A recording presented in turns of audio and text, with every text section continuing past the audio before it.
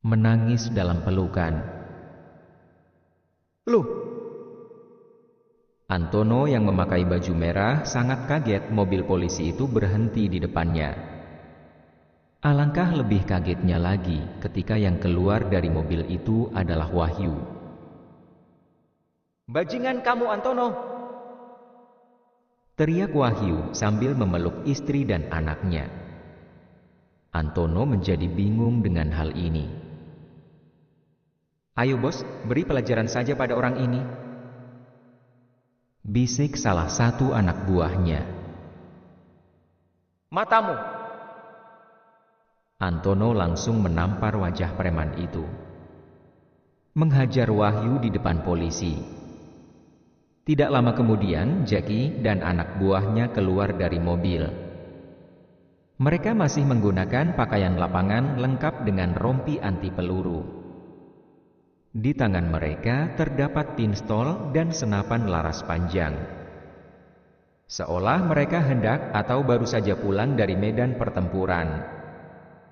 Wahyu keluar dari mobil yang sama dari para polisi ini, jelas mereka ada hubungannya. Menghajar Wahyu sekarang sama dengan mencari mati. Ada apa ini? Teriak Yi yang berusaha untuk mencari tahu. Antono sedikit ketakutan menghadapi Jackie. Bagaimanapun juga Jackie dipersenjatai dengan senjata api.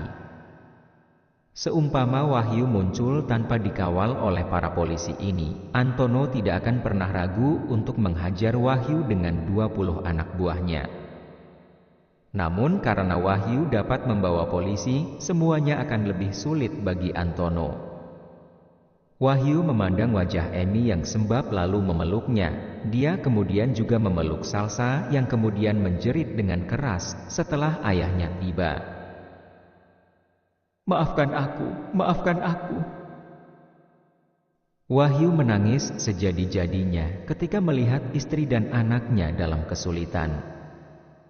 Wahyu kemudian bangkit, dia mengambil satu kresek uang dari tasnya, kemudian sisa uang yang sejumlah 80 juta dalam tasnya dia lempar ke arah Antono. Wahyu melempar uang itu tepat ke kaki Antono. Ambil itu bajingan, hutang kita sudah lunas. Jangan ganggu keluargaku lagi. Bentak Wahyu kepada Antono. Heh, Salah satu preman tampak tidak senang melihat Wahyu yang membentak Antono yang merupakan bosnya. Salsa langsung ketakutan melihat preman yang mengarahkan pandangannya ke arah Wahyu. Ketika Wahyu ingin menghajar preman itu dengan kesaktian yang diberikan oleh Nyai Handayangi, Salsa langsung memeluknya. ayah, jangan pergi, Salsa takut. Dok. Hati Wahyu langsung bergetar. Dia kemudian menyadari satu hal, ini bukan tontonan untuk anak kecil usia 7 tahun. Apabila dia dengan brutal menghajar orang-orang ini, akan ada luka psikologis yang dialami oleh Salsa. Wahyu tidak ingin Salsa melihat sisi kasar dari dirinya. Sementara itu, Antono langsung memegang bahu preman yang memelototi Wahyu. Cok, goblok. Oh, pokon ora ruh. Bisik Antono dengan geram. Pasalnya ketiga polisi itu sudah mengokang senjatanya. Apabila preman berbuat berlebihan pada Wahyu, jelas para polisi itu langsung bergerak. Hutang kita sudah selesai, kata Antono yang kemudian mengalah. Dia mengambil tas penuh uang itu dan kemudian pergi. Mas Wahyu, gimana? Apa perlu bantuan? Kata Jackie kepada Wahyu. Saat ini Wahyu, Emi, dan Salsa sedang berpelukan sambil mengeluarkan air mata. Tidak usah Pak, makasih sudah mau membantu kami. Jawab Wahyu sambil terisak dengan air mata. Wahyu juga menyadari bahwa pertempuran yang tidak perlu itu tidak ada karena kehadiran para polisi ini. Sebenarnya Wahyu bisa mengatasi pertempuran ini dengan adanya perlindungan dari Nyai Handayani, namun dia tidak mau Salsa melihat sesuatu yang seharusnya tidak dia lihat, yaitu pertarungan berdarah. Ini. Jackie menyerahkan kartu namanya. "Kalau ada apa-apa segera hubungi saya, Mas," imbuhnya. Jackie tidak melewatkan hal ini untuk mendapatkan hutang budi dari Wahyu. Apabila nanti Wahyu menghubunginya, maka Wahyu mempunyai hutang budi. Nantinya Jackie bisa dengan leluasa meminta Wahyu untuk membantunya menangkap penjahat lain. Wahyu berdiri kemudian mengambil kartu nama itu, lalu membawa istri dan anaknya untuk masuk ke dalam rumahnya. Kali ini Wahyu benar-benar ingin menghabiskan waktu bersama keluarganya. Jackie yang dicuekkan tidak marah, dia berbalik dan berkata kepada anak buahnya, "Ayo cepat kita ke markas besar, hari ini harus ada press conference. Penjahat lain yang belum tertangkap itu harus menyadari bahwa kita juga bisa menangkap mereka," kata Jackie. "Dan juga bonus besar telah menanti kita. Ayo cepat kita kembali," imbuhnya. Beberapa tetangga yang mengintip kejadian itu segera berbisik, "Kamu lihat itu. Wahyu datang bawa polisi. Wahyu pasti hutang banyak lagi itu buat nyewa polisi. Kon kabeh haruh tasing dilempar Wahyu enggak? Isinya duit semua." "Loh mosok? Sumpah."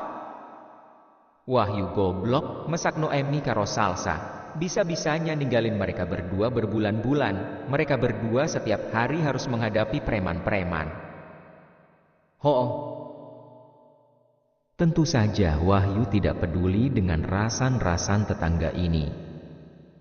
Ketika Wahyu memasuki rumah, dia langsung menutup pintu. "Huaa." Emi menangis sejadi-jadinya di pelukan Wahyu, tangannya yang lemah berusaha memukul Wahyu. "Kamu kemana aja, Mas? Kami berdua sengsara kamu tinggal." Wahyu membiarkan Emi memukuli dirinya. Mata Wahyu merah karena menangis, disadar bahwa ini merupakan kesalahannya. "Maafkan aku, Dek. Maafkan, Mas," kata Wahyu sambil memeluk Emi dan Salsa. "Mas sudah salah, Mas memang bodoh. Mas Jinji mulai sekarang mau ngebahagiain kalian," kata Wahyu sambil terisak. Setelah lelah menangis, Emi dan Salsa tertidur di lantai. Rumah Wahyu hanyalah rumah kecil dengan satu lantai saja. Hati Wahyu semakin sakit setelah mendapati di rumah itu sudah hampir kosong. Bahkan dipan kasur saja sudah tidak ada. Wahyu sadar pasti berat untuk hidup sehingga Emi harus menjual semua perabotan rumah ini. Ketika mereka berdua tertidur, Wahyu mencium kening kedua sosok yang dicintainya ini dan berkata, "Mulai sekarang, aku sumpah buat kalian bahagia. Sebentar lagi hidup kita pasti berubah." Berubah? Benar. Wahyu sangat percaya diri karena dia sudah memiliki pesugihan Nyai Handayani. Nyai Handayani ada di sampingnya dan akan mengabulkan setiap keinginannya. Kali ini Wahyu harus bisa sukses dan hidup enak. Di sebuah rumah mewah yang ada di pinggiran Jalan Ijen, seorang pria dengan mengenakan gaun tidur sedang menonton TV. Di tangannya terdapat segelas wine. Pria itu menyesap wine itu dengan perlahan. Beberapa wanita cantik terlihat keluar dari kamarnya. Kemudian, yang paling membuat tercengang adalah beberapa tumpuk uang 100 ribuan tercecer di meja depannya, seolah uang-uang itu tidak berharga sama sekali.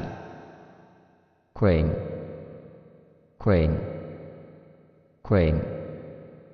Suara telepon yang ada di meja membuat pria itu mengambil telepon.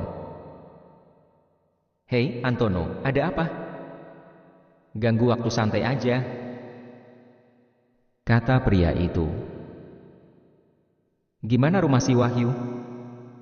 Kamu bawa cukup orang buat nyeret istrinya keluar kan? Lumayan kalau rumah itu jadi milik kita untung banyak," imbuh pria itu. "Wahyu sudah balik, Pramono?" kata Antono. "Dia balik bawa polisi bersenjata lengkap, mau nggak mau kami harus nerima uang hutang dari Wahyu," imbuh Antono. Pramono menyeringit dengan tajam. "Wahyu balik? Berani-beraninya dia," kata Pramono dengan sengit.